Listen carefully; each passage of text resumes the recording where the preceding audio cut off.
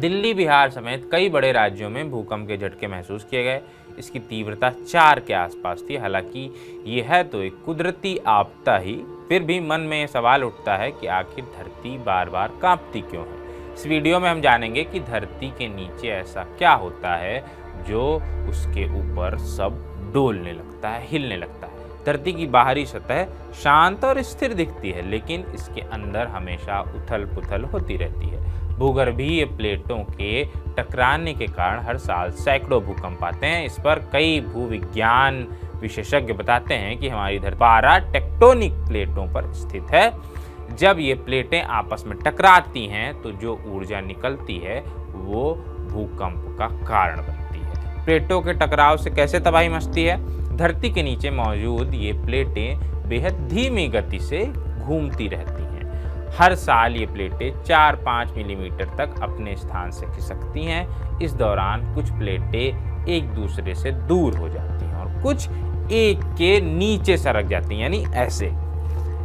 इस खिसकने और टकराने की प्रक्रिया के कारण ही भूकंप आता है। भूकंप का केंद्र ही वो स्थान होता है जहां धरती के अंदर चट्टानें टूटती हैं या टकराती हैं। इसे फोकस या हाइपोसेंटर कहा जाता है। भूकंप की ऊर्जा इस केंद्र से तरंगों के रूप में फैलती है। जब ये तरंगे धरती की सतह तक पहुंचती हैं तो कंपन महसूस होता है। जहां ये ऊर्जा सतह को काटती है उसको एपिसेंटर कहते हैं। यही स्थान भूकंप के सबसे नजदीक और प्रभावी होता है। धरती के नीचे चट्टानें टूटती क्यों हैं ये बता देते हैं। धरती की संरचना 7 बड़े भूखंडों में बटी हुई है, जैसे भारतीय ऑस्ट्रेलियाई भूखंड, उत्तर अमेरिकी भूखंड और अफ्रीकी भूखंड। इन भूखंडों के नीचे की चट्टानें अत्यधिक दबाव में होती हैं। जब ये दबाव एक सीमा से ज़्यादा हो जाता है तो चट्टानें टूट जाती हैं और सालों से संचित ऊर्जा निकलती है।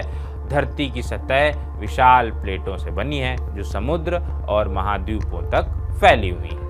इन परतों के नीचे मौजूद चट्टानें समुद्र के नीचे भारी और महाद्वीपों के नीचे हल्की होती हैं। जब चट्टानें टूटती हैं तो ये ऊर्जा सतह पर पहुंचकर तबाही मचाती है। कितनी दूर तक तबाही मचती है?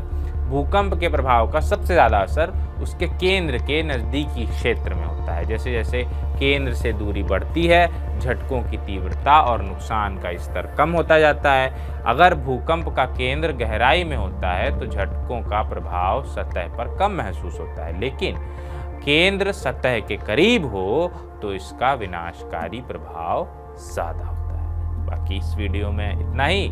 आगे की जानकारी हम आपको देते रहेंगे। अभी चलते हैं। शुक्रिया।